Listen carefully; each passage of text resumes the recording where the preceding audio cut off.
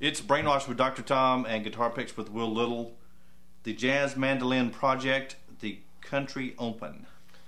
Yep, Jazz Mandolin Project's another mandolin-based group that I was real fond of. The Country Open is track one, side one of their first album, simply self-titled Jazz Mandolin Project.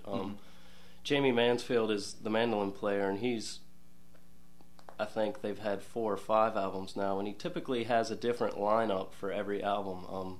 Some of the later albums he's played with John Fishman on drums, and some of his more recent tours have included that. But this first album just kind of had a couple local jazz musicians playing with him, stand-up bass and a real jazzy style drummer. Listening to that song, it's got real open chords. Again, that's something that the mandolin really lends itself to. It's a nice progression, and it's got a lot of different parts. It's pretty complicated. It's got a lot of... Each one of the people in the band, each part of the trio, has got a real strong part in the song. The bass will have some really louder lead type stuff going on in later parts of the song. And as it gets towards the end, one thing that I guess I kind of borrowed from Jamie and in playing the mandolin is that he uses some effects on it, distortion and things like that you typically don't hear. So it kind of has that almost Hendrixy type of vibe to it. Cool. But the chord progression, which I'll try to play, it's in A, so it's got a lot of the open strings up top that really, like I said, give it that open feeling.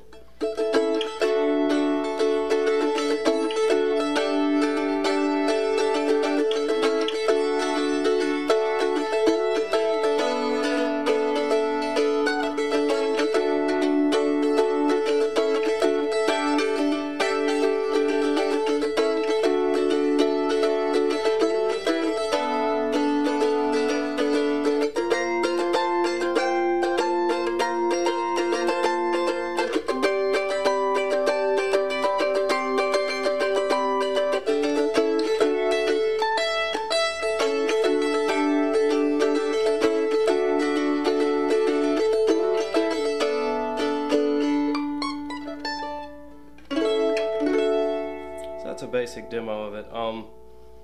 It kind of changes around from major and minor a little bit in there. It's got some closed chords in the B part that kind of take away from the drone of the first part. And there's one beautiful chord that they play in the middle there, which is basically almost all open strings on the mandolin. Kind of breaks from one part to another. It's a real good kind of transition, but it's just a simple D chord, which only has one fretted note, which is actually doubling one of the open strings anyway. So it's basically the sound of the top 3 open strings of the mandolin, but after it kind of gets kind of dark and minor, that open chord really sticks out kind of like a beam of light. Has a real nice effect in the song. It's Brainwash with Dr. Tom and Guitar Picks with Will Little. Tool, Lateralis. Off their more recent album, that's the title track. One thing about Tool that I really like is, I'm not the biggest fan of heavier or darker music, but when I do want to hear it, Tool is, I guess, my go-to band. They're the type of band that can play angrier sounding stuff and sound original. They don't really seem to fall into a lot of the cliches that are in top 40 or MTV based heavier music, and they're all very, very smart.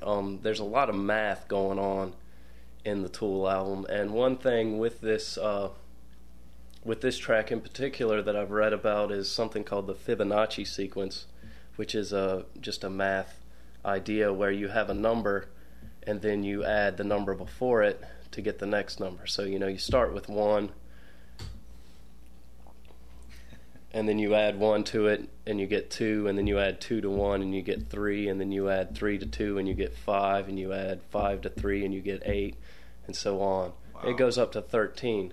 And if you listen to the lyrics of the, I guess, the verse part, he's kind of doing that. It's kind of an expansion and then contraction of the Fibonacci sequence. He starts with 1 syllable and then 2 syllables and then 3 and then 5 and then 8 and then so on. He makes it all the way up to 13, and then it comes back. It goes from 13 down to, I don't know it off the top of my head, the actual sequence of numbers, but you can sit down and count it. So listening to the lyrics, it starts off like black, which is 1 syllable, and white is 2 syllables, is all I see, or I'm not even sure about the lyrics. But if you count, he breaks it up in phrases, and they get longer, and then they get shorter again. And then after all the lyrics, there's a kind of interlude or instrumental section of it where it starts off with just the drums and the bass. And I don't know if this is also doing the Fibonacci sequence or not. I can't keep up with the drummer enough to analyze exactly what he's doing, but it's like beats are being added and taken away within the sequence. So, you try to count it out and figure out a time signature or a groove to it, and then all of a sudden there's another snare hit in there and like another beat in the whole thing. And it's a real interesting effect. Tell us about your current band.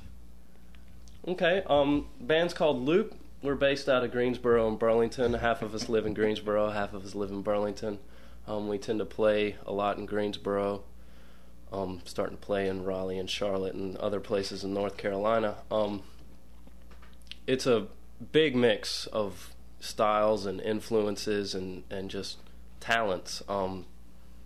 As I've already demonstrated, I play a couple instruments. We have a couple different drummers that switch around, and when they're not playing the drum kit, they're playing something else. For example, one of them plays the saxophone. The other one plays percussion. Most everyone sings.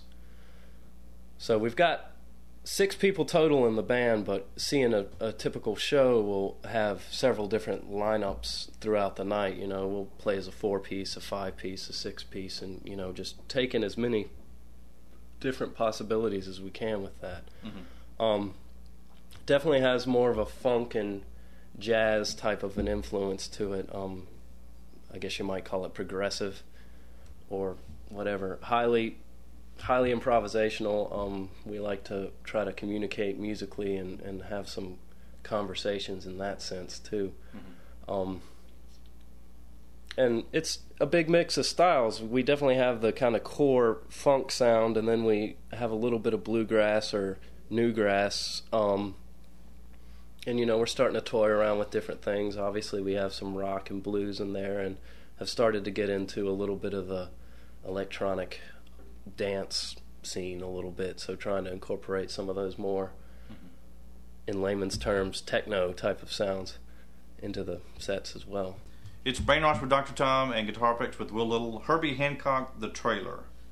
Yeah, this is off the Man-Child album. A lot of people, when they think of Herbie Hancock and, want to cite him as an influence or want to play one of his songs, they want to, do your typical chameleon, which is that...